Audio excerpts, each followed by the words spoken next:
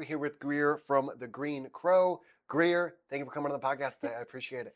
Thanks for having me. Yes, I'm very excited. Did a little research on your Facebook page, so I'm very excited to not only dive into your plants, but into just your story in general. So thank Cool. you for coming on. Yeah, thanks for having me again. So can you kind of talk about why plants and why a plant store?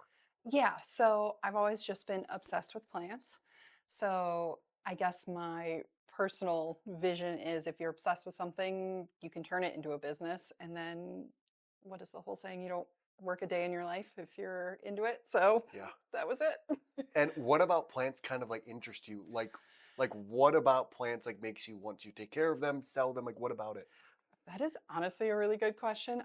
I'm not sure. It's kind of like Pokemon, but in real life. You get to collect them. A big part of it for me is the research. So I get a new plant and then it's a 2-day deep dive Okay. on where it comes from, how I can take care of it, and why it will do good in my house or won't. And it's that challenge, I guess, in a little bit of a way, but kind of a decent question because I don't know. I'm just Yeah. obsessive.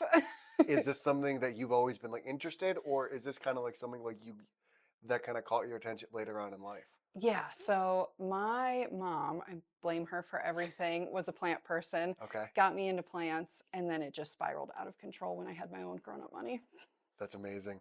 And can you kind of talk about what it is like having a product that you have to sell that you also have to take care of? It's a pain. It's the worst, honestly. I can only imagine it's worse if you have something that expires, like a food product. Taking care of it, it can technically sit on the shelf forever, but every day I'm in here making sure we don't have pests, watering, making sure it has enough light. Which, if you know our shop, it's tiny and has weird lighting, so that's a whole struggle in and of itself. Yeah, having 400 children to take care of is really interesting. Yeah, well, and like you mentioned, what's fascinating is they're all different.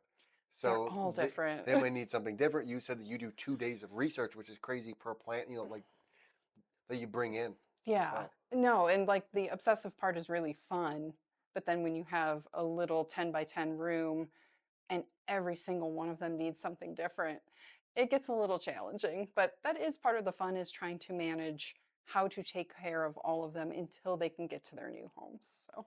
Yeah, and when someone comes in, do you kind of walk them through like, here's how you take care of it, here's how you kind of, make sure it doesn't die on you? Yeah, I'm a helicopter parent, so I'm giving out my business card and telling people to text me if something goes wrong. Like, send me pictures. I walk them through it. I think the big thing is I'm making it sound crazier than it actually is. The big thing with most plants is just leaving them alone. Like, learn what it needs and then let it do its thing. But I am a helicopter parent, so when they go to their new houses, I need to know how they're doing. That's awesome. Yeah. That that's amazing. You're obviously very, very passionate about it as well. Just like making sure that your customers are happy. They're getting a plant Yeah. that that they not only like, but you make sure that it's taken care of even after it leaves your shop. Absolutely. Yeah, there's nothing more disheartening than buying a plant and 2 weeks later it's dead. Like, that ruins the fun. Like, that Yeah. ruins the fun for me. Like, so if I can baby you and hold your hand and make it easy for you, that first 1 to 3 plants, then you know what you're doing and it's totally fun. It's Yeah. fine after that. Yeah, absolutely. And is there any plants that you see out just on Instagram or on social media that you really want to have in your shop that you don't have? Oh, um, gosh, you can get into the whole carnivorous plant world is a whole thing. And then getting into weird, tiny microplants for terrariums. Okay. That's a whole world. And I should be into it more than I am, but I need to obsess over it more than I am. Is that on the list? Oh, it's on the Yeah. list for sure. Yeah. Yeah, I would love to get into miniature plants. Okay. What like what about them kind of Um, catches your attention? Yeah, so we specialize in terrariums here. I love building terrariums, and I get really stuck in a rut where I use the same 2 or 3 plants because they've proven themselves, it's worked great. But if I can find something really cool that then I can grow and propagate here and then spread to everyone else, Yeah, that's really fun. that's awesome. I love it. Yeah. And you used to share on Facebook a lot of art that you used to Yeah. do. Draw art, draw your own art.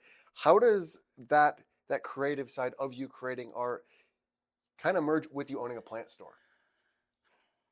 I don't know.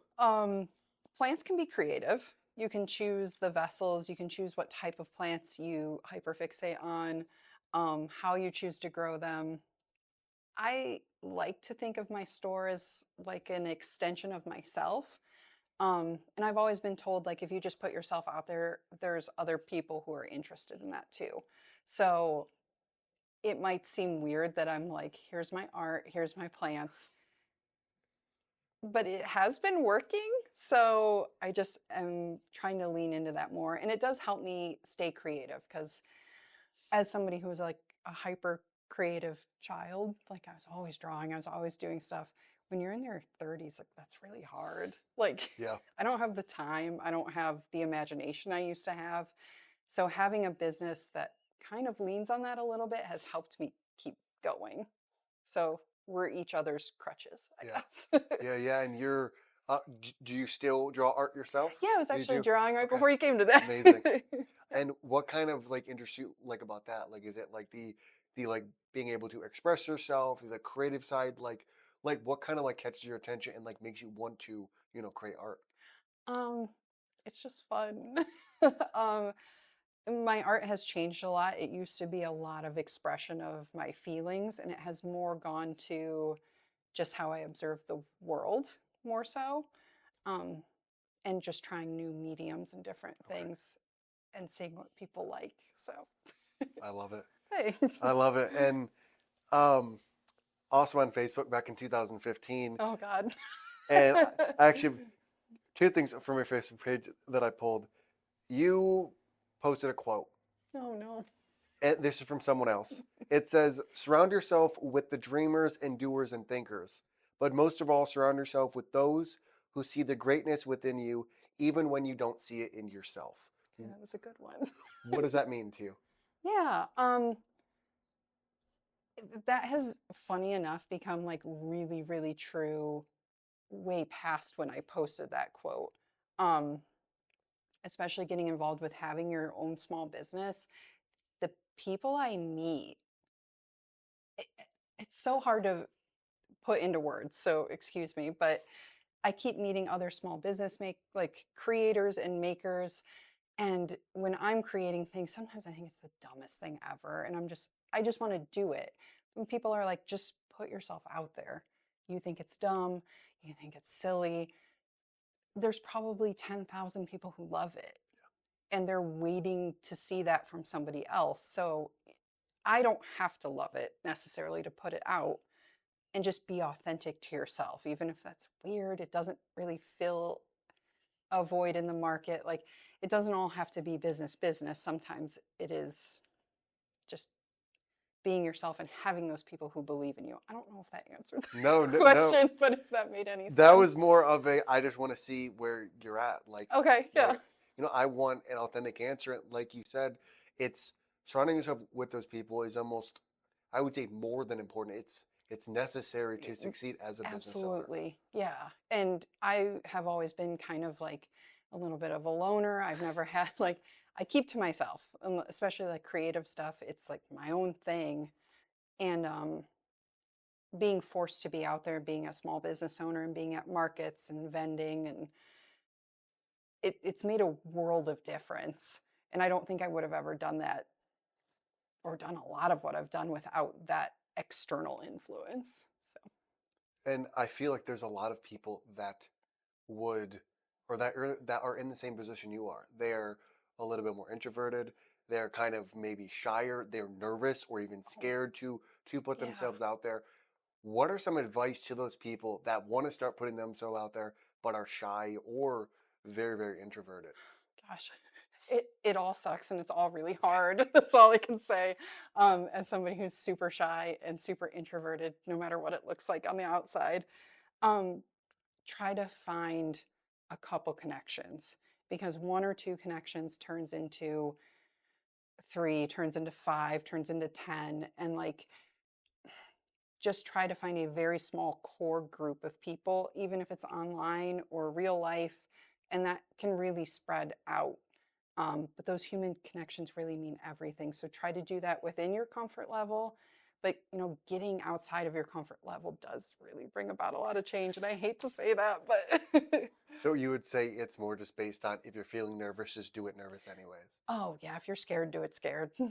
If you would have told me I was teaching classes and being on a podcast 3 years ago, I would have laughed at you. Yeah. And you why do you think you continue to push yourself outside of your comfort zone? I don't think it's really a conscious decision. It just is what it is as the growth of the business happens and life in general. I can't tell you I'm choosing to do it. It just happens. And sometimes that's fine. Like, let it happen Yeah. and just ride the wave. Yes, absolutely. I have one more quote for you from Facebook. Oh, God. This You're one scaring me with these. this one is from you Mm-mm. from 2012. Oh, no. You said our brain, our own heart is our temple, the philosophy is kindness. How has this simple yet powerful philosophy directed the way that you live your life? I'm sure I stole that quote from someone, but seriously, just be nice to people. It is not that hard. Um, I have, what is the whole saying? You catch more flies with honey. Yeah. And it doesn't have to be fake. I think so many people think you're not being yourself, but just be nice to people. Compliment people when you see something that you like about them. Help somebody, in my little world at a market.